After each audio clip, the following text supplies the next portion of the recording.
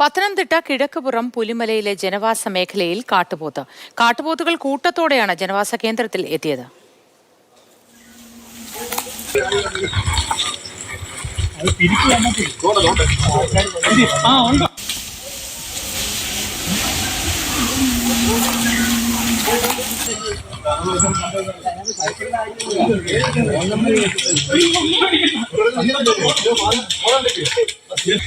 CK Abhilal വിവരങ്ങളുമായി ചേരുന്നു. അഭിലാൽ, പ്രദേശത്ത് ഇതിനു മുൻപും കാട്ടുപോത്തിന്റെ സാന്നിധ്യം ഉണ്ടായിട്ടുണ്ടോ? വന്യമൃഗങ്ങൾ ഇറങ്ങുന്ന മേഖലയാണോ?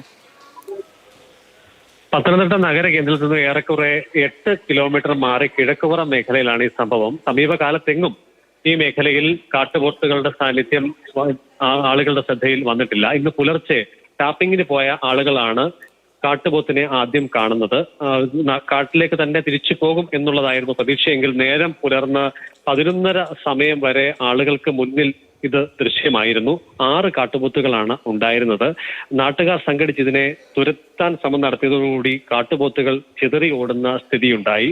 അങ്ങനെ 4 കാട്ടുപോത്തുകൾ രാവിലെ 11 മണിക്ക് വയൽ പ്രദേശത്തും, കാട്ടുപോത്തുകളിൽ 1 റബ്ബർ ടാപ്പിംഗ് നടത്തുന്ന കൃഷിയിടത്തിലും ഉണ്ടായിരുന്നു. കൂട്ടത്തിലുള്ള മറ്റൊന്നിനെ പിന്നീട് കണ്ടെത്താൻ കഴിഞ്ഞിരുന്നില്ല.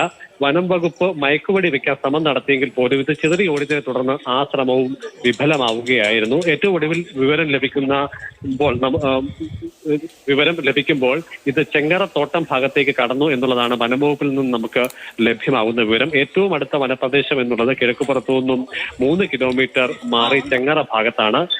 ചെങ്ങറത്തോട്ടം ഭാഗത്തേക്ക് കടന്ന കാട്ടുപോത്തുകൾ ഉൾ വനത്തിലേക്ക് പോയിട്ടുണ്ട് എന്നുള്ളതാണ് നിഗമനം. ശരി അഭിലാൽ.